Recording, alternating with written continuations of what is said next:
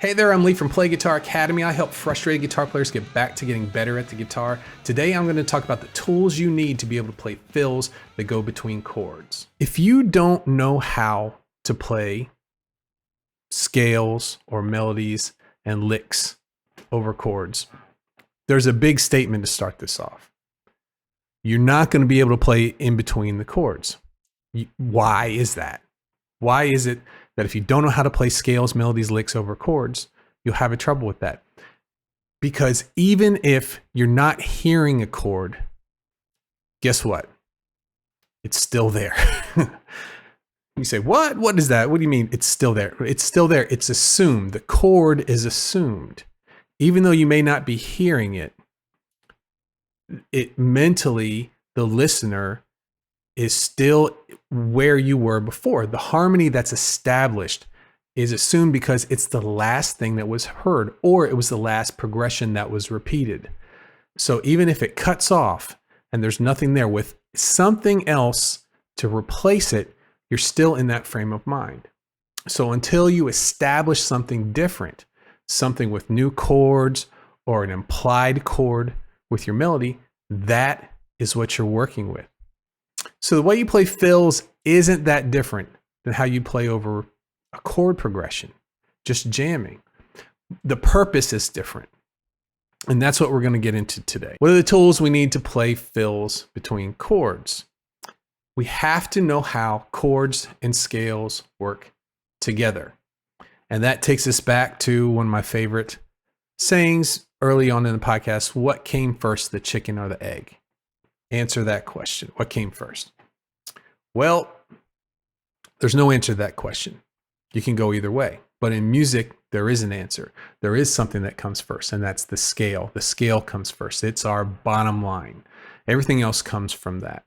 Our chords come from the scales. That relationship between scales and chords dictates a lot of the things that you can do. But you also have to be able to make the decision whether that's going to be the way you want to go. You can decide to match your scales to the chords or not. And especially when you move from one chord to the next, we're switching from a block, chord, to a line. A line flows more. You can go in and out of the tonality. You can add more tension or stay inside depending on the notes that you choose. So understanding how chords and scales work together, how they relate, how the family structure of that is, and then also making that decision, well, am I going to do that or am I going to try and apply something else? The next thing we need to know to be able to play fills between chords is you have to understand basic rhythm. Rhythm is a huge part of it. If you are not sure when your next chord change comes in, usually that's where a chord is going to fall, right there on the beginning of a measure. Not all the time. 90% of the time, you're going to get the chord right at beat one. And so if those chords drop off and you're connecting one chord to the next, you need to do some planning ahead. You've only got a certain amount of time before you have to get to a new chord that you're going to outline. That thinking ahead is something that the farther you get along in guitar, the more you realize that it's all thinking ahead. It's taking someone from where you are now to a place in the future. And being able to do that musically is huge. Taking somebody through time from one point in time to another. What I'm talking about is something called stabs. Stabs are short staccato chords.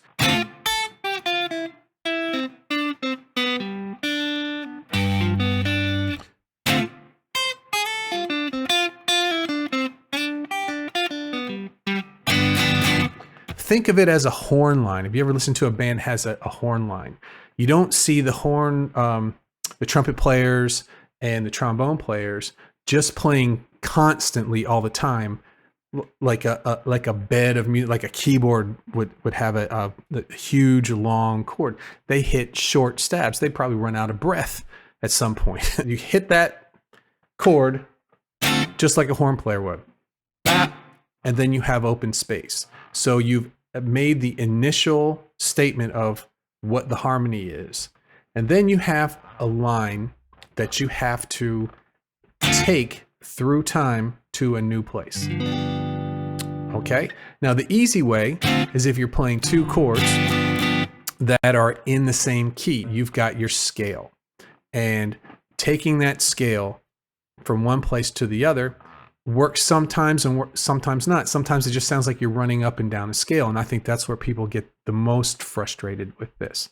They have the hardest time making something that sounds like it's moving from one place to another. One of the things that we need to learn about is how to outline chords. And that's one of the tricks to doing this effectively. How do you outline a chord with your lead line? Chords are blocky. Lead line's going to take us through the notes in those chords. Having a really solid arpeggio knowledge of the chords and where they sit around the guitar is going to help you target some of these strong notes that's going to make a lead line that goes from one chord to the next really effective. But let's demonstrate. Let's play a little blues right now. So we have... Now this chord is A7, and the notes in this chord are A, E, G. That's the flat seventh of A7. A, E, G, C sharp, E, and A. Those are the notes we're at. Those are the notes we're starting with. And we can play whatever scale that we like that fits over this chord. That's the Mixolydian mode. It's basically a major scale with a flat seventh. And it doesn't sound real bluesy, but it targets the chord really nicely. But you could also play your minor pentatonic scale. That's what I'm going to do here. This is very similar to something that we're going to be doing a little bit later.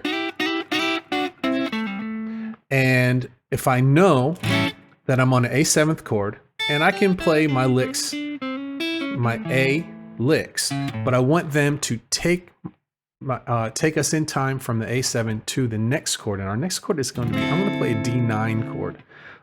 Or you could just do a D7. But the notes I'm playing, I've got a D, F sharp, a C, an E, that's the ninth. That's not going to be the strongest note to target. I'm just going to think about the 7th chord. So we have D, F sharp, A, C. Those are the 4 notes that we need to get to a D7th chord. So we have A7,